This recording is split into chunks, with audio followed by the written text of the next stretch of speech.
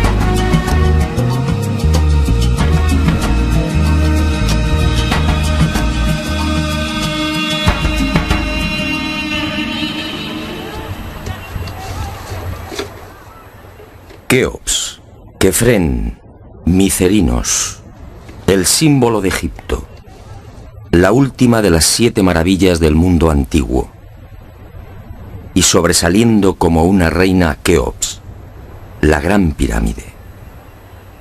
Una construcción incomprensible, un desafío a la razón, una obra que provoca vértigo. ¿Quién la levantó y sobre todo cómo?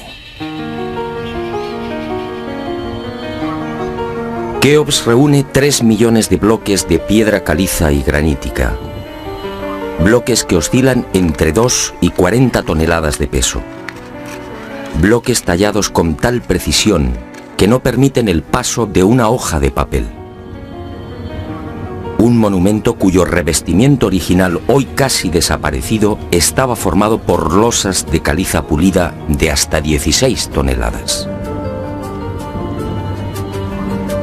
Y a su lado, otro coloso, Kefren, casi 1.700.000 metros cúbicos de piedra, bloques idénticos a los de Keops, con un revestimiento original de caliza pulida y granito rojo de Asuán. En su base cabrían 7 campos de fútbol. Por último, Micerinos, la más modesta pero igualmente soberbia y desconcertante. Su altura equivale a un edificio de 20 plantas.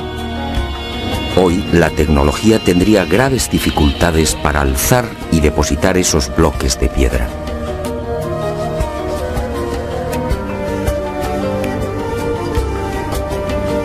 A la vista de estas mareantes cifras, el mundo se pregunta, ¿cómo lo hicieron?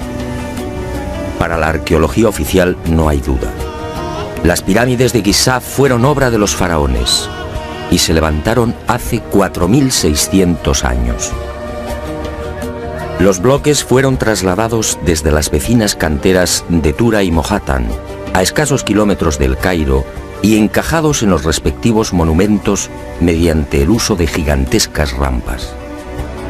Rampas, dice la arqueología, por las que miles de obreros empujaban los bloques con el auxilio de rodillos de madera.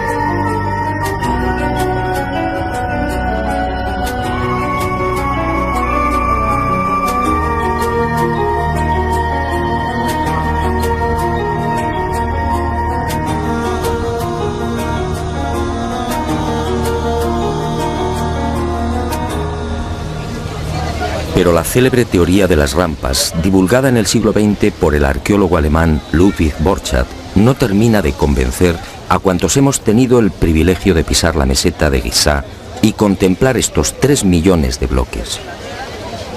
Y son 2 las razones que ponen en entredicho la versión oficial.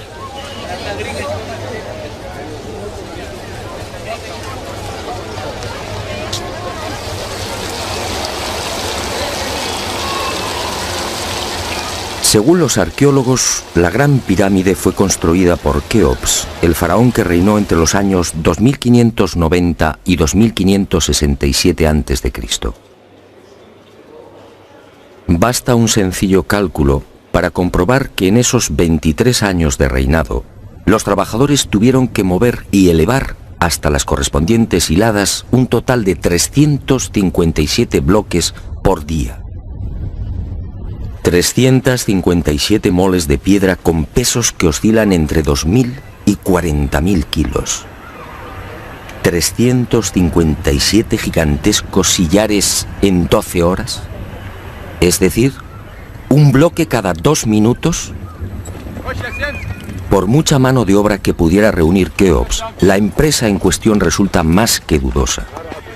Y no solo por el arduo problema de organización, sino sobre todo por las evidentes dificultades técnicas a la hora de izar y encajar estos monstruos de caliza, granito y mármol. Los arqueólogos más conservadores se defienden escudándose en lo escrito por Heródoto en el siglo V a.C. Según el padre de la historia, los bloques eran levantados de grada en grada con el concurso de una serie de máquinas formadas por maderos cortos. Esto, al parecer, fue lo que le contaron los sacerdotes durante su visita a Egipto. Pero la narración del escritor griego no constituye un punto de partida sólido y fiable. En el 450 a.C., cuando Heródoto recorre el Nilo, habían transcurrido 2000 años desde la supuesta construcción de la Gran Pirámide por Keops.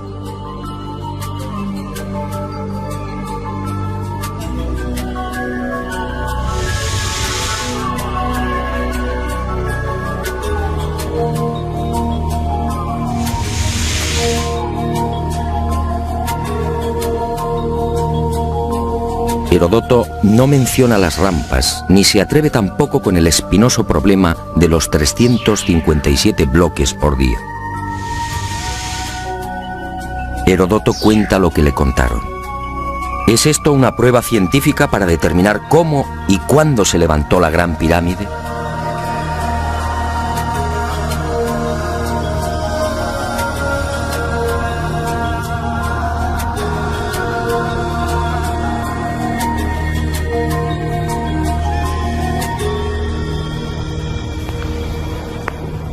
Pero existe una segunda razón de mayor calado que hace dudar de lo establecido por la arqueología. Hace 4600 años, cuando los arqueólogos fijan la construcción de la Gran Pirámide, el Valle del Nilo justamente despertaba al periodo neolítico.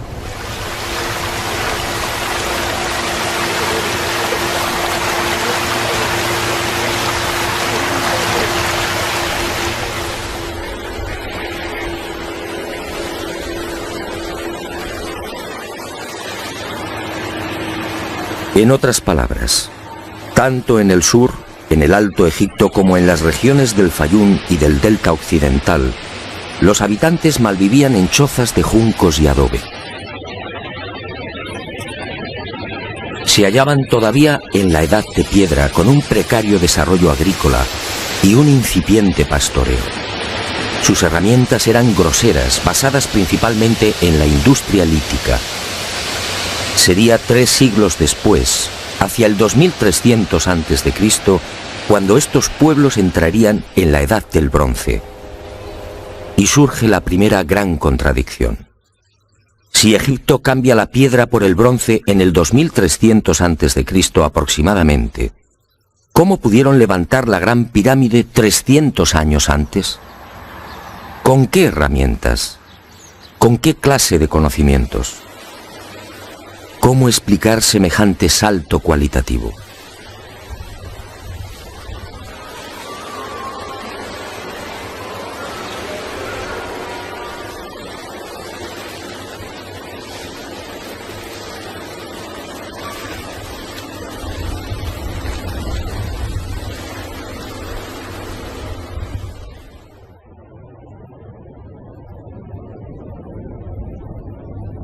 Nadie en su sano juicio y con un mínimo de información puede aceptar que esta maravilla arquitectónica fuera obra de unas gentes primitivas que ni siquiera conocían la escritura.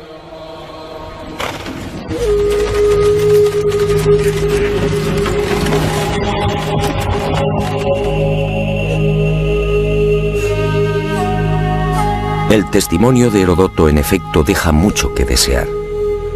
Hoy cualquier arquitecto o ingeniero comprende de inmediato las graves dificultades técnicas que debieron superar los constructores de la Gran Pirámide. Las cámaras, galerías y los mal llamados conductos de ventilación exigen unos profundos conocimientos matemáticos y arquitectónicos.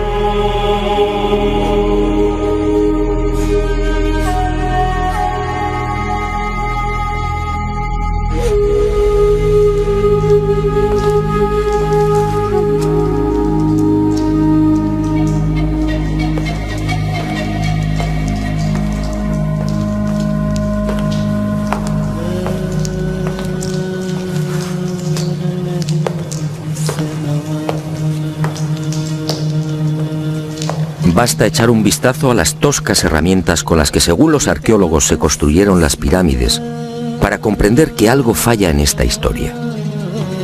Unas herramientas, además, que no existían hace 4600 años. Es que estos mazos, niveles, bolas de dolerita, escuadras, trineos de madera y regletas sirvieron para establecer las asombrosas proporciones de la Gran Pirámide.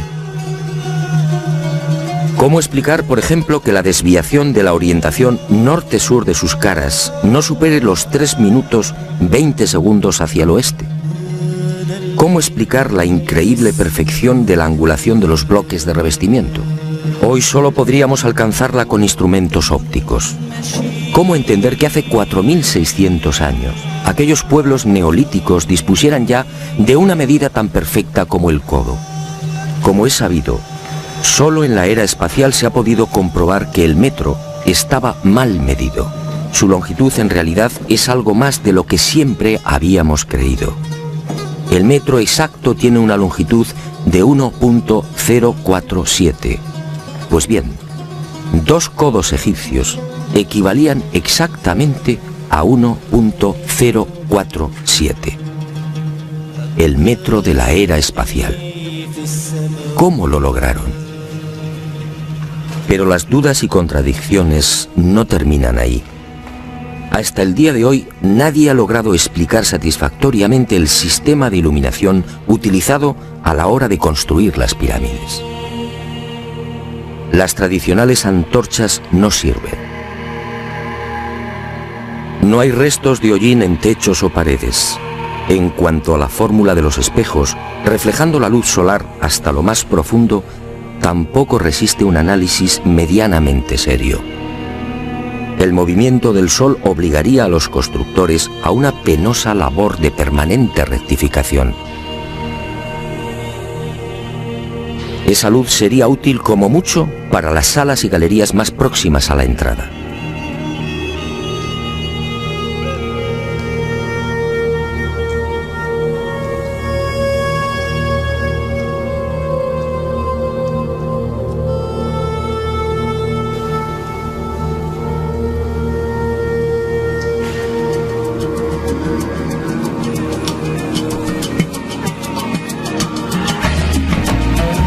Las explicaciones de los arqueólogos tampoco convencen cuando alguien pregunta por el método utilizado para cortar los enormes bloques de granito.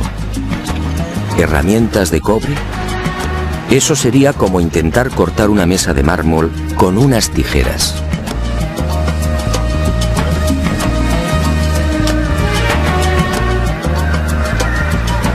Y otro tanto sucede con el asombroso y enigmático pulido de los vasos de diorita y granito. ¿Qué clase de taladro utilizaban para que la cara interior ofrezca el mismo pulido que la exterior? ¿Cómo lo lograban si por las bocas de estos panzudos vasos no cabe siquiera la mano de un niño? Y otro detalle estremecedor. Al examinar el pulido de estos vasos y platos, los expertos han comprobado que a cada vuelta la presión ejercida era 500 veces mayor que la obtenida en la actualidad con los poderosos taladros de punta de diamante artificial. Y de nuevo la gran interrogante. Si muchos de estos vasos han sido fechados en el 2600 a.C., ¿quién los fabricó? ¿El hombre de la Edad de Piedra? Evidentemente no.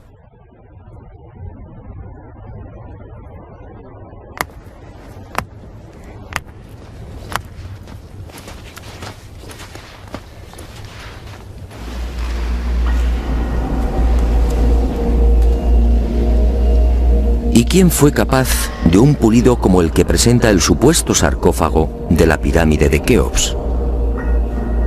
El acabado en el bloque de granito resulta imposible para un hombre del Neolítico. Mientras las esquinas aparecen absolutamente cuadradas, el índice de imperfección de la superficie del sarcófago no llega a 2/10 de pulgada. Es decir, la 10ª parte del espesor de un cabello humano.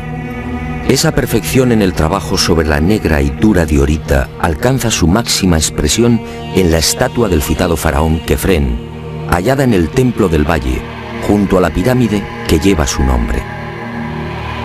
El pulido de la misma es tal que solo cabe el silencio. Nadie sabe, nadie entiende cómo se logró semejante belleza hace 4500 años. ¿Y cómo explicar la técnica empleada para la ejecución de estas perforaciones?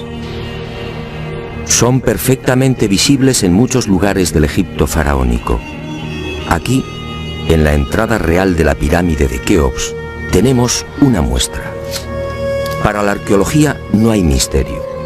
Estos orificios, dicen, se conseguían mediante la introducción en la piedra de un cilindro hueco que al girar cortaba el granito. Pero al examinar la espiral grabada en el interior, algo no concuerda con la versión oficial. La distancia entre línea y línea es de 2.5 milímetros. Nosotros en la actualidad, utilizando taladros con punta de diamante artificial, solo podemos alcanzar 0.05 milímetros por vuelta.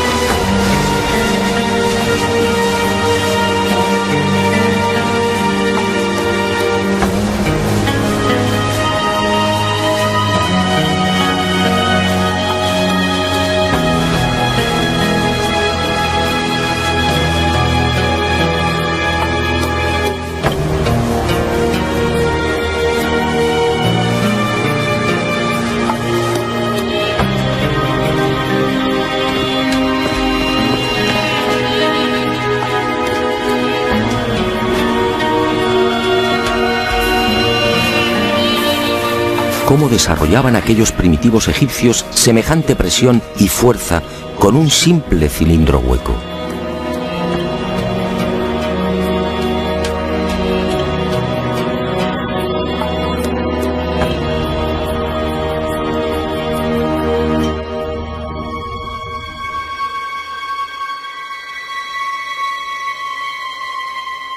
Y aunque algo posterior en el tiempo, también lo descubierto en la tumba de Tutankamón nos deja con la boca abierta.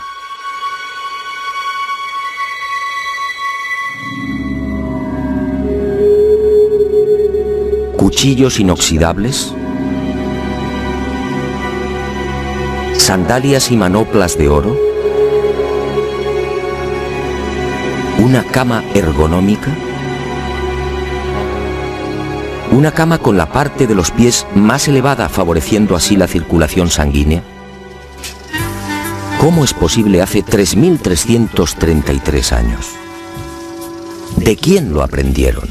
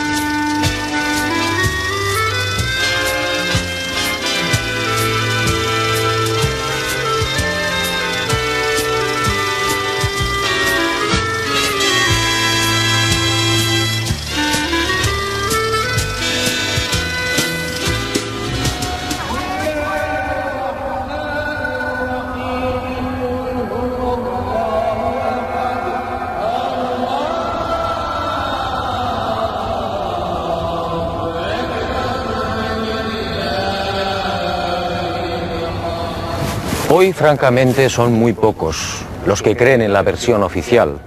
Hace 4.600 años, los pueblos que habitaban esta región no estaban en condiciones de imaginar siquiera este portento arquitectónico. Pero entonces, ¿quién levantó las pirámides?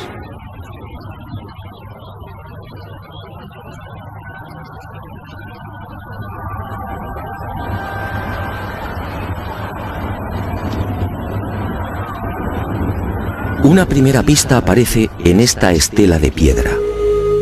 Una estela depositada en la sala 42 del Museo del Cairo y que muy pocos turistas se detienen a contemplar. La arqueología la denomina la estela del inventario.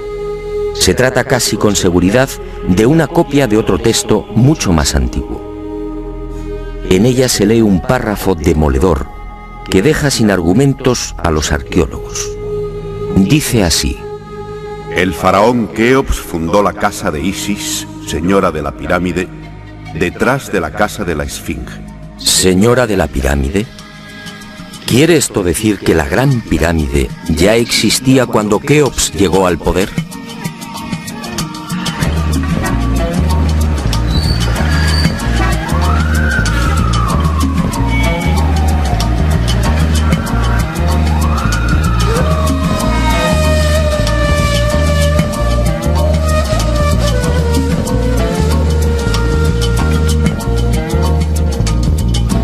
La segunda pista, mucho más espectacular, se encuentra a casi 3.000 kilómetros del Cairo. Y hacia allí nos dirigimos.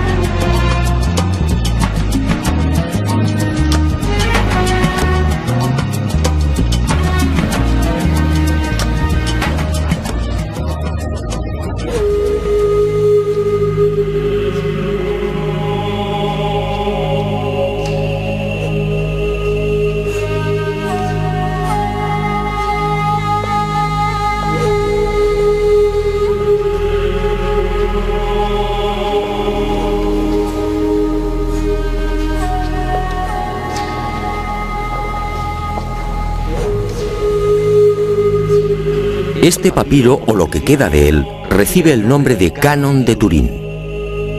Fue descubierto en 1822 por el viajero italiano Bernardino Drobetti en la antigua ciudad egipcia de Tebas. El propio Champollion lo tradujo, concediéndole una singular importancia. Pero la arqueología ha preferido ignorarlo. Y no es de extrañar a la vista de su contenido. Esta escritura hierática procede de la época del no menos célebre Ramsés II, entre los años 1290 y 1224 a.C. Para algunos, el faraón que persiguió a Moisés. En total, 160 fragmentos correspondientes a 11 hojas escritas hace 3200 años y en las que se lee una extraña lista de reyes. Una lista de reyes egipcios imposible para la ciencia. Imposible, sí, porque de aceptar lo manifestado en este documento arqueológico, la cronología faraónica se vendría abajo. ¿Y qué dice este papiro de 1,70 metros de longitud? Sencillamente que en un lejano pasado, Egipto fue gobernado por unos seres mitad hombres, mitad dioses, que recibían el nombre de Sen-Su-Hor, los compañeros de Horus. La lista de estos misteriosos reyes sitúa el primer gobierno en el Valle del Nilo, no durante el faraón Menes hace 5000 años como afirma la arqueología, sino mucho más atrás en el tiempo, concretamente hace 11.000 años. Esta desconcertante y revolucionaria lista de reyes aparece ratificada en buena medida por otra historia igualmente despreciada por los arqueólogos. Me refiero a lo escrito por Manetón en el 240 a.C. Este sumo sacerdote recibió el encargo del faraón Ptolomeo II Filadelfo de escribir la historia de Egipto desde sus comienzos. Manetón tuvo acceso a la documentación depositada en el templo de On, en Heliópolis, y cumplió el trabajo. En los escasos fragmentos que se conservan de su obra, en especial en los recopilados por Eusebio, puede leerse algo insólito que, como decía, coincide en lo básico con lo relatado en el Canon de Turín.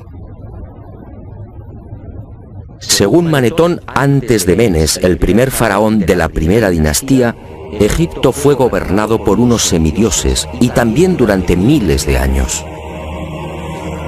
El sumo sacerdote greco-egipcio no habla de los Sen-Su-Hor, pero la casualidad es más que sospechosa. ¿Quiénes eran los Sen-Su-Hor? ¿Por qué los califican de semidioses?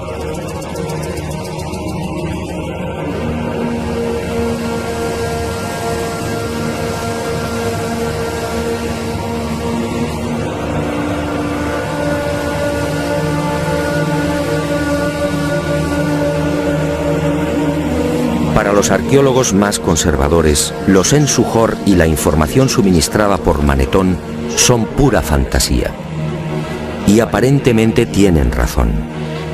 Si Egipto fue gobernado hace 11.000 años, ¿Dónde están las pruebas y los vestigios arqueológicos que deberían delatar a esas culturas? ¿O están ahí? ¿No será que la arqueología no los quiere ver?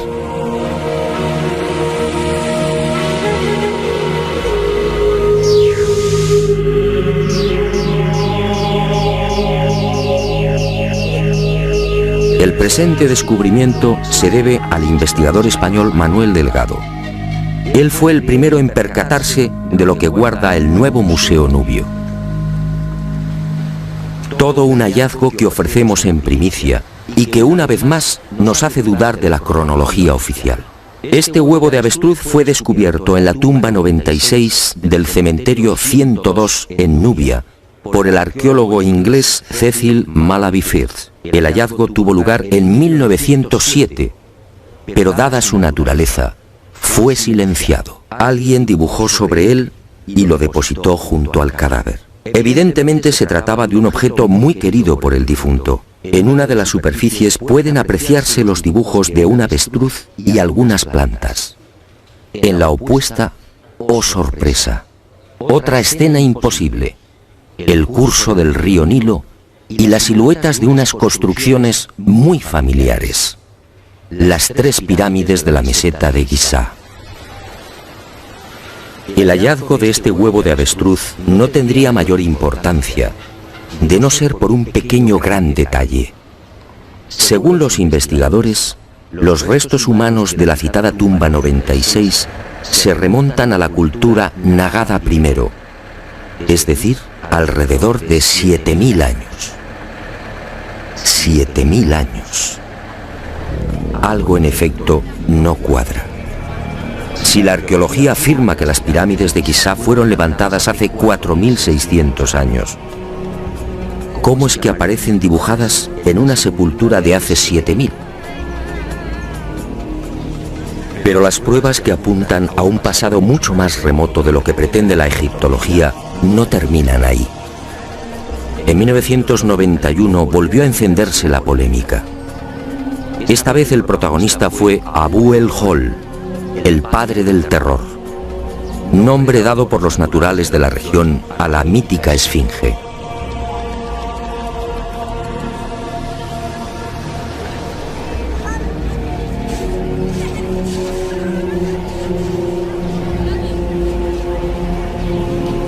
La esfinge, otro monumento emblemático de Egipto construido según la arqueología por el faraón Kefren hace 4.500 años.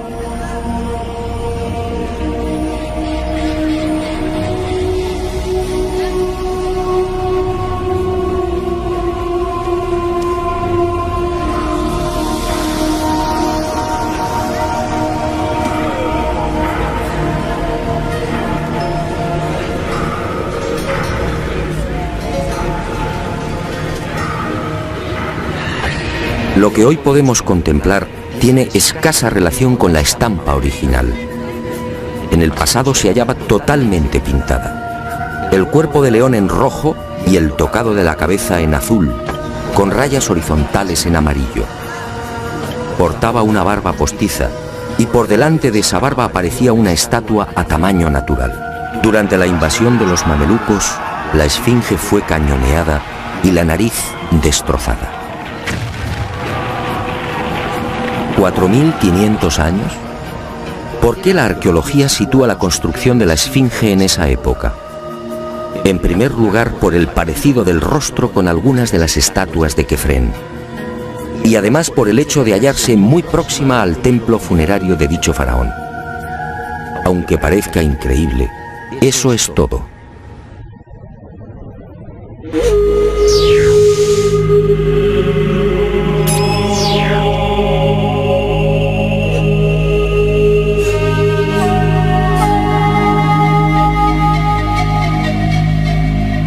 Y en 1991, como decía, los arqueólogos fueron arrinconados de nuevo contra las cuerdas. Un equipo de la Universidad de Boston, dirigido por el geólogo Robert Scotch, dio a conocer un estudio que retrasaba la construcción de la esfinge en varios miles de años.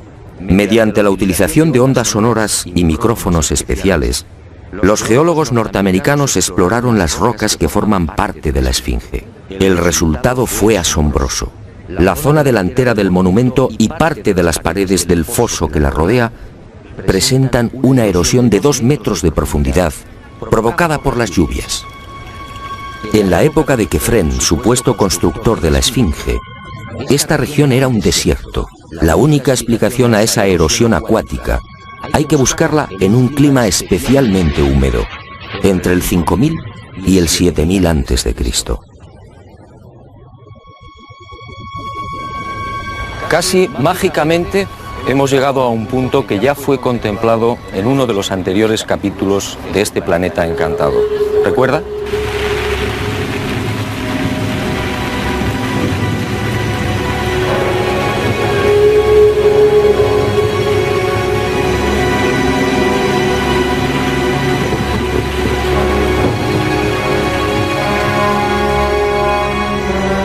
Al hablar del Gran Jardín, pudimos comprobar cómo todo el norte de África, hace unos 12.000 años aproximadamente, se vio sometido a un dramático cambio climático. En otras palabras, la Universidad de Boston acertó.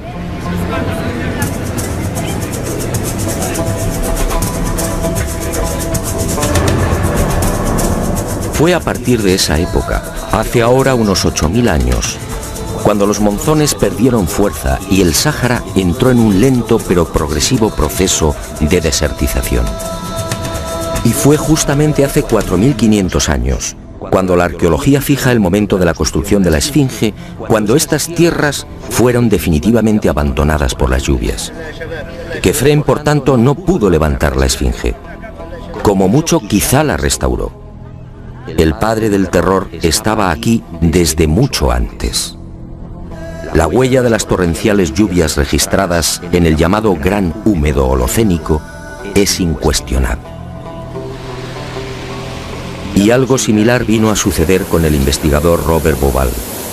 20 años antes, este ingeniero egipcio se atrevió a difundir una hipótesis que conmocionó a los seguidores y amantes del Egipto faraónico. Para Bauval, las pirámides de Giza no son construcciones aisladas. Las tres forman parte de un plan unificado minuciosamente diseñado.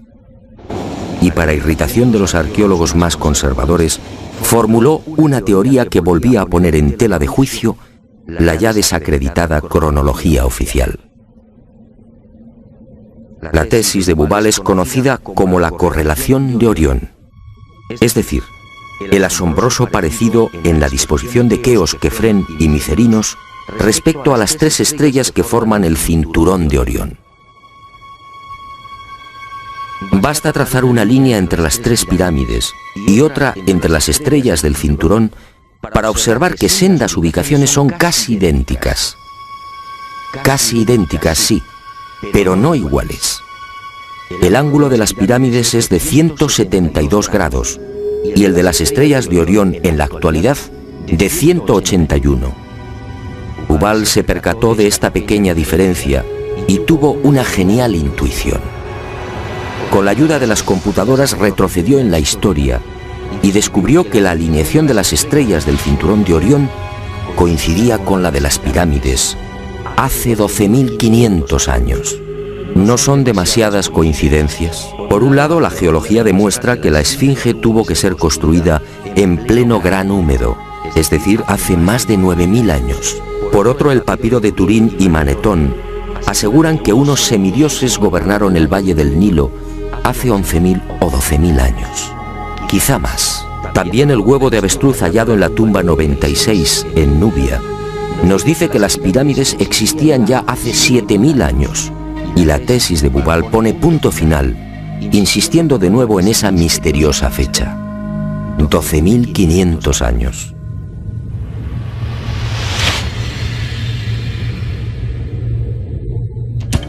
Si 3 indicios constituyen una prueba, ¿qué podemos pensar cuando al menos se contabilizan 5? 5 indicios, sí, de momento.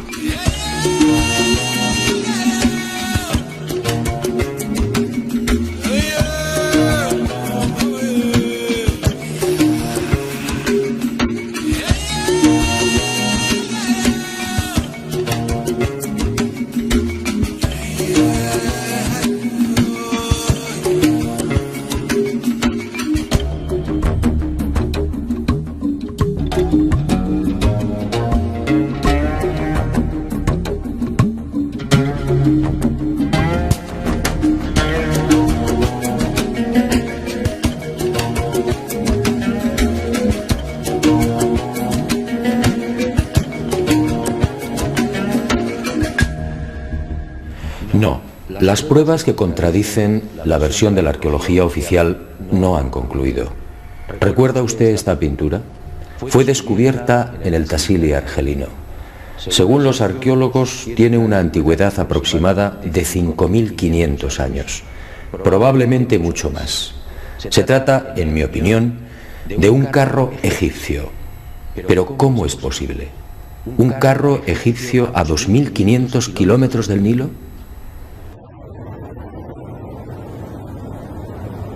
¿Un carro egipcio antes de que existiera Egipto?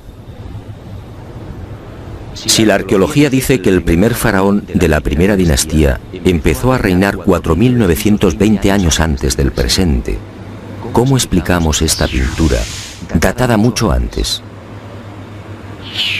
No fue la única. En mis investigaciones por el Sáhara pude descubrir cientos de ellas.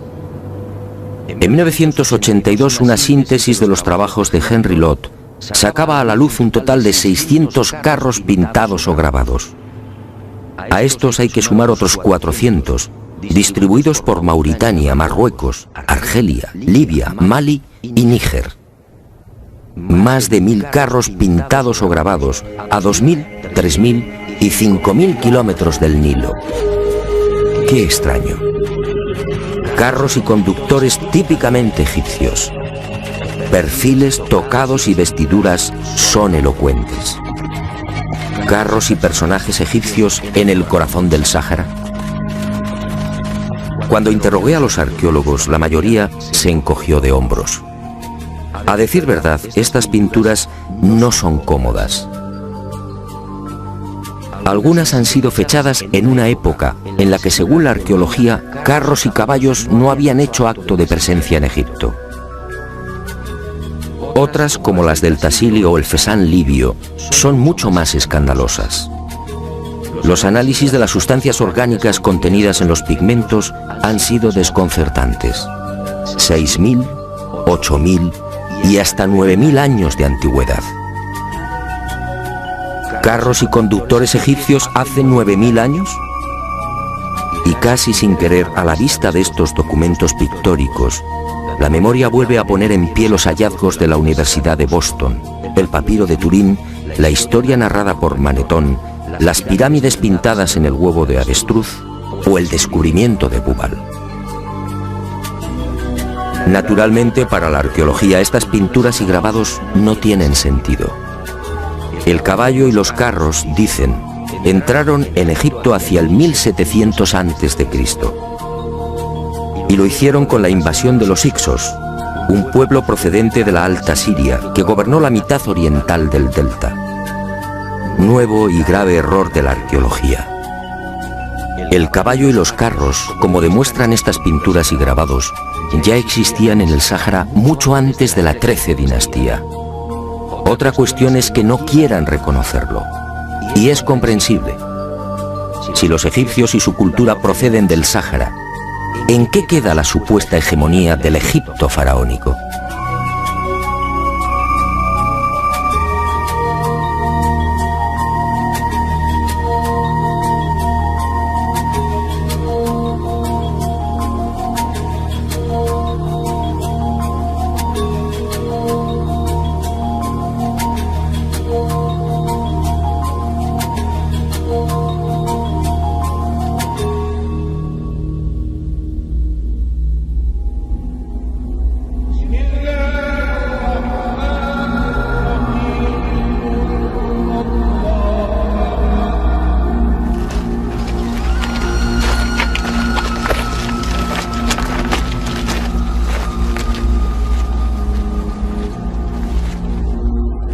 Pero las imposibles pinturas egipcias en el Sáhara, a 2.500 kilómetros del Nilo, no se limitan a carros al galope. Otras, para desconcierto e irritación de la arqueología, presentan escenas muy diferentes. Ofrendas. Personajes adornados con el ureus, la serpiente sagrada sobre las cabezas. Barcas igualmente egipcias. Vestimentas similares a las que lucen faraones y sacerdotes. Individuos de perfil al más puro estilo egipcio. Pinturas todas ellas muy anteriores al Egipto faraónico.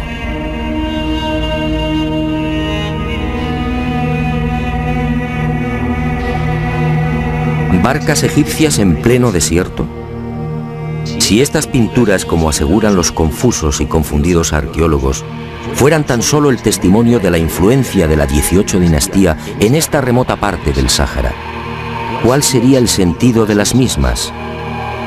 En esa época, durante la 18 dinastía, hace 3.500 años, esta zona era un desierto idéntico al que ahora vemos. ¿Barcas en un infierno de piedra y arena? ¿Y por qué ignoran la datación? Si estas pinturas se remontan a 9.000 años, entonces las barcas sí están justificadas. En esa época, como se recordará, el Sáhara era un jardín, con ríos tan anchos y caudalosos como el actual Amazonas. Pero las extrañas coincidencias van más allá. En esta tumba, a lo largo de más de 120 metros, hace 3.100 años, Ramsés III mandó pintar lo que se conoce como el Libro de las Puertas, una especie de cartografía del más allá, una síntesis de la religión del inframundo, la religión del río infernal, la religión que partió del Sáhara y que posteriormente, con las migraciones, apareció entre los guanches, los íberos y los etruscos.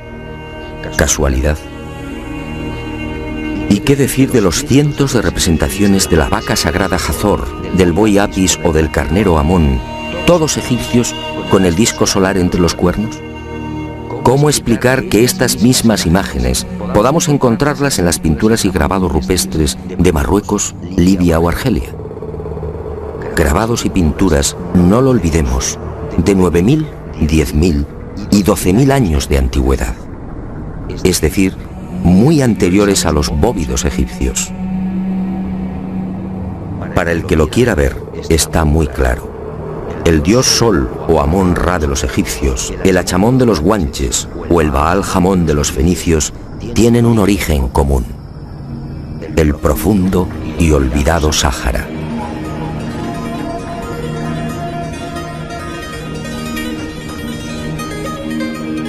Puede que Herodoto y Diodoro de Sicilia tuvieran razón. Egipto, el Egipto faraónico, fue obra de los dioses. Ha llegado el momento de ser valiente. Para mí, hace 9.000 o 10.000 años, quizá más, alguien no humano descendió en el gran jardín, en el Sáhara Azul, y puso en marcha una gran cultura. Una civilización intuida en una lengua, una religión y unas costumbres comunes.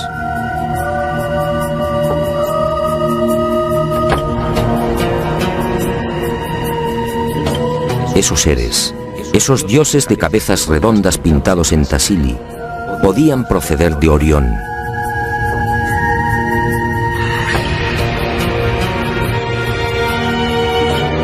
Y ellos, o sus descendientes, levantaron estas magníficas e imposibles construcciones.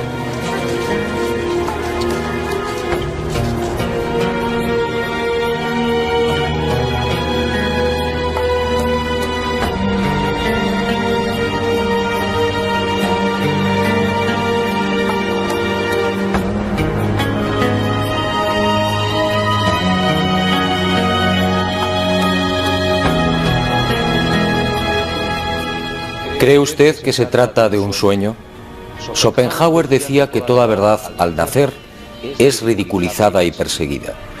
Demos tiempo al tiempo. Algún día el hombre se verá obligado a escribir de nuevo la historia.